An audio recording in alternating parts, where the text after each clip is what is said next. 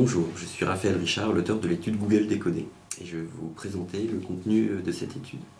En commençant par les motivations qui m'ont poussé à entreprendre la réalisation de cette étude relativement consommatrice en temps, en vous replaçant ces motivations dans un contexte professionnel, en vous expliquant les conclusions auxquelles j'en suis arrivé sur le calcul du score de pertinence par Google, et en vous présentant les différentes informations relatives à chacun des critères, des 300 critères que je décris dans l'étude. Et puis enfin, par souci d'honnêteté intellectuelle, puis pour répondre peut-être aux angoisses des plus sceptiques d'entre vous, je vous expliquerai quelles sont les limites de l'étude et son niveau de fiabilité.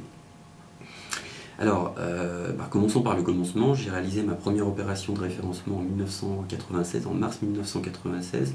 Donc à l'heure où j'enregistre les vidéos, je fête mes 15 années de SEO, même si ça ne s'appelait pas encore comme ça à l'époque. La première opération, pour l'anecdote, a été complètement ratée parce qu'à l'époque, je n'avais pas d'informations fiables, de connaissances fiables en fait, sur le fonctionnement d'Internet et des moteurs de recherche. Et donc du coup, en une quinzaine d'années, j'ai eu l'occasion de développer des activités de référencement dans 2 ou 3 entreprises, et notamment en fait au sein d'une agence que j'ai créée en 1999. Je vous laisserai le soin de rechercher sur internet quel est le nom de cette agence, qui a fait partie des pionniers du référencement. Donc je suis intervenu en fait pendant toutes ces années sur du référencement de sites de TPE, de toutes petites boîtes sans moyens, sur des sites de start-up avec de grandes ambitions, sur des sites de gros sites d'e-commerce, et puis sur des sites d'acteurs, on va dire, un peu plus institutionnels, comme des constructeurs automobiles, de gros opérateurs télécoms, etc. Un des constats que j'ai réalisé, c'est que pour rester au top en référencement, il faut être extrêmement paranoïaque et toujours sur ses gardes, et consacrer beaucoup de temps à la veille. Parce que, outre le fait que vous n'êtes pas sans savoir que les critères de classement, le système de fonctionnement des moteurs de recherche, au premier rang desquels Google évolue en permanence à la marge, surtout tous les 3 ans, tous les 4 ans, il y a un gros virage, il y a une grosse révolution dans leur fonctionnement, ou une grosse évolution en tout cas, qui fait que les techniques que l'on utilise à un moment donné peuvent rapidement en fait, peuvent voir leur efficacité chuter brutalement. Donc, par exemple, vers 2002-2003, l'émergence de Google et de son principal critère de classement à l'époque, en fait, qui était le PageRank, a déclassé au moins, on va dire, la moitié des référenceurs en fait, de la première heure. Donc il a fallu s'adapter. À partir de 2005, les référenceurs qui ne maîtrisaient pas la technique des liens sémantiques ont commencé à avoir pas mal de problèmes pour obtenir des positions sur les mots-clés les plus concurrentiels, par exemple. Et puis depuis 2007-2008, et on l'a peu vu en France, le poids des critères d'analyse de l'autorité, de la confiance, de la fiabilité, de la réputation d'un site ont eu tendance à devenir en fait les critères dominants.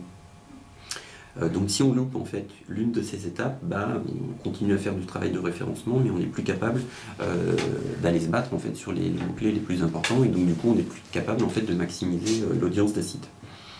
Donc, conclusion, un référenceur doit faire énormément de veille. Le nombre de classements en fait, de Google ayant atteint, en fait, se chiffrant désormais en, fait, en centaines, il est relativement difficile. La veille nécessite de plus en plus de temps. Alors moi, aussi passionné que je puisse être par le référencement, je m'intéresse aussi au marketing à la performance, à l'affiliation, au marketing sur les réseaux sociaux, à l'email marketing, au marketing mobile, etc., etc. Il y a sans cesse des sujets d'investigation plus motivants les uns que les autres. Et un webmarketeur, pour être complet, puisque je suis un webmarketeur avant d'être un référenceur, se doit d'être curieux et d'avoir une vision large en fait, du sujet. Moralité, il a fallu que je rationalise mon système de veille, et dans un premier temps, je me suis concentré, j'ai réduit le nombre de mes sources d'informations, je me suis concentré sur une demi-douzaine de blogs très fiables, édités par de véritables experts, surtout situés aux États-Unis. Et par exemple le blog de Rand Fishkin, que vous connaissez peut-être, donc pour le coup, ça m'a permis en fait d'augmenter la rentabilité de chacune des minutes de veille que je réalisais.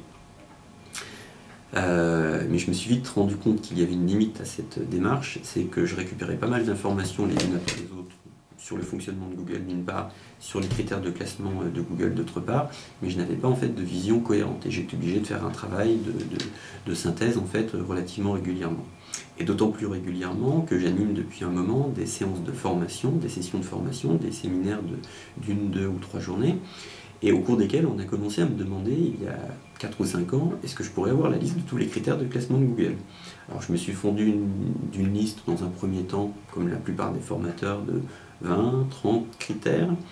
Et puis en 2007, cette liste a atteint le chiffre relativement important, relativement aux autres à ce qui était dit dans les autres formations, de 70 critères de classement.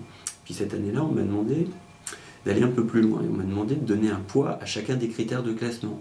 Donc du coup, j'ai fait tourner différents modèles et puis j'ai donné en fait un pourcentage à chacun des critères dans l'ensemble des critères de classement. Donc par exemple, la présence du mot-clé dans la balise title pesait pour 9 à 10% du calcul de pertinence d'une page. Et en revanche, par exemple, le poids en fait d'un lien sémantique, d'un lien qui pointe vers cette même page et qui contient le mot-clé sur lequel on cherche à la positionner, était relativement faible. Il était compris entre 0,5 et 1% de mémoire. Et du coup, j'avais un problème, c'est qu'alors que c'était la technique la plus efficace à l'époque pour obtenir des positions sur les mots-clés les plus concurrentiels et qu'il fallait multiplier le nombre de liens, c'était un des critères de classement qui avait le moins de poids dans mon algorithme. Donc du coup, j'ai été bloqué en fait par cette vision en fait du calcul de score de pertinence en fait pendant de longues années.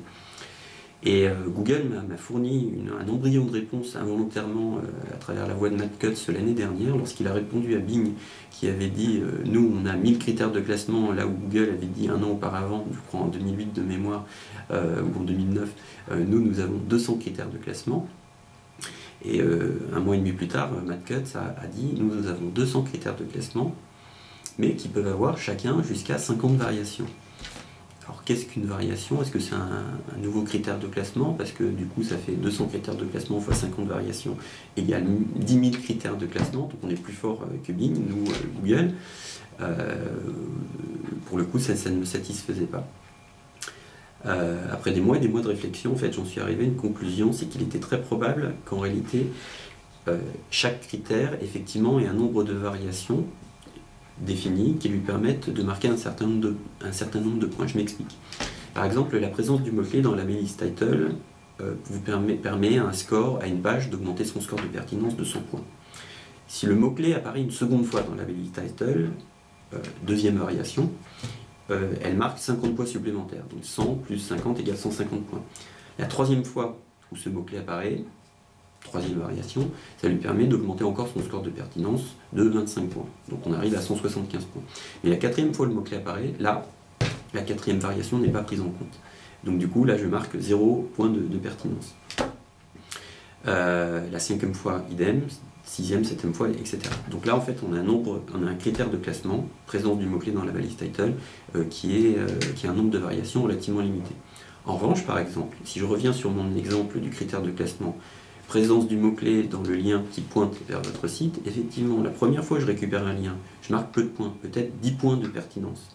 Et la deuxième fois, je marque encore 10 points.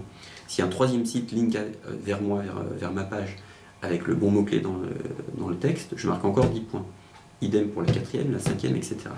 D'après les modèles que j'ai fait tourner, plus vous avez de liens qui pointent vers votre site, plus votre score de pertinence augmente et surtout, il n'y a pas de limite. C'est-à-dire que aussi longtemps que vous continuez à créer des liens, qu'il y a de nouveaux sites en fait, qui créent des liens vers votre site avec le bon mot-clé, le mot-clé sur lequel vous cherchez à vous positionner dans le texte de l'encre du lien, pour le coup, votre score de pertinence augmente. Donc là, on a un nombre de variations qui est illimité.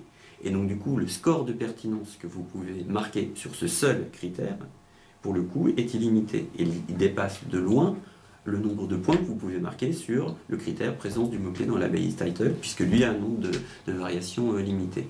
Et donc du coup, dans le modèle que j'ai fait tourner, le calcul du score de pertinence est en fait la somme de tous les points de pertinence que vous avez pu marquer en fait sur les différents critères. Certains critères étant capés, ayant un score de pertinence maximum, et d'autres critères comme la présence du mot-clé dans le texte de l'encre des liens qui pointent vers votre page, pour le coup étant illimités.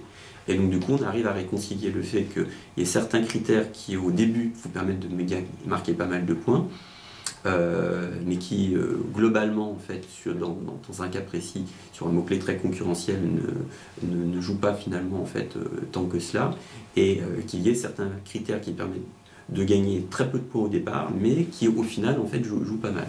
Donc ça c'est une des grosses innovations, une des grosses découvertes de l'étude, c'est cette nouvelle approche du calcul du score de pertinence. Donc ça c'est réellement un point fort.